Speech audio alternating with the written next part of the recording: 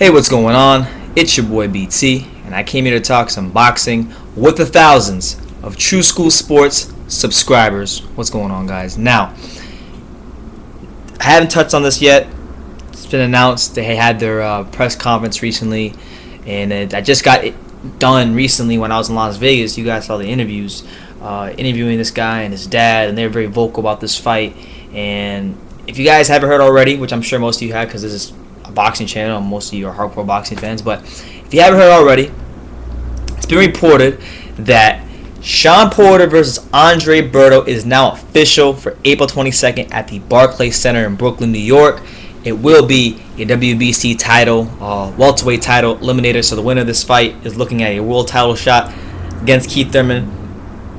So with that being said, it's an exciting fight. It's an exciting fight.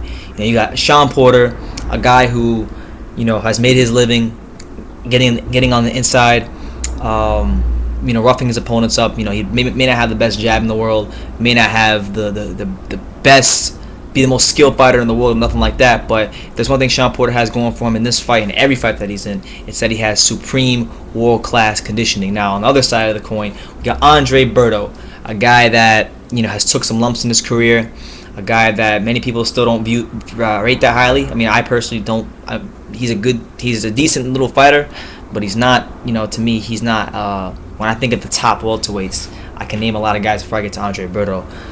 So this is a chance for him to legitimize himself in the eyes of many people. This is his chance to get a world title shot against somebody he's very familiar with, Keith Thurman. If you guys know, Keith Thurman and Andre Berto, they're from the same area, and they used to spar each other while Keith was on the come up. So it'd be an interesting scenario for him if he should win. If Porter should win, obviously that would set up the rematch of what was a very exciting first fight between him and Keith Thurman. So off the rip, I gotta give my opinion to this fight. I think Porter is gonna win. Now, is he gonna walk right through Andre Berto? I think a lot of that is going to depend on Berto's what kind of condition Berto comes into, because he gets hit a lot. Not the most defensively sound fighter in the world. He has shown the ability and the tendencies to gas out.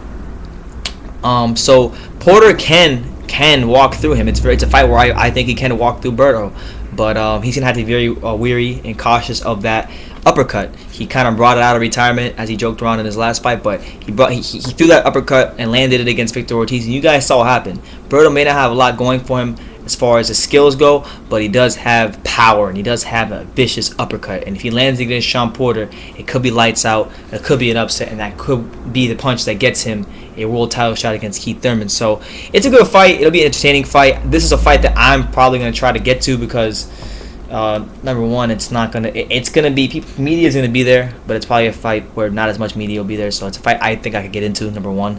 Number two, I want to go to New York. I haven't gone to New York since last April, so by the time this fight happens, it'll be exactly a year since I was last in New York for the Spence Algieri fight. So I really want to go to New York. Covering fights there is just amazing. It's fun, and I love the Barclays Center. And hopefully they can stack the undercard, man. PB, you got to give. I'm not an Al Heyman guy. We don't care much for Al Heyman, but you got to give him and Showtime a lot of credit. Where it's due. The best fights we've had this year have been from their side of the pond. DeGale Jack, Granados Broner.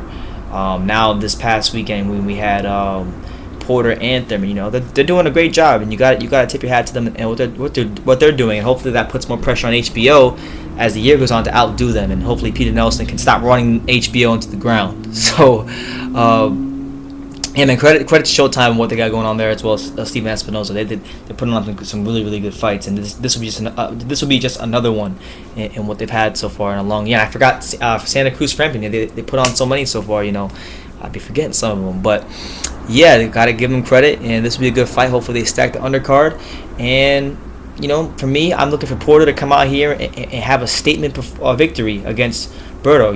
The last fight against Thurman, I thought he won. I thought he edged it out, and they didn't give it to him. So, this is a fight where the guy is not as talented as Thurman.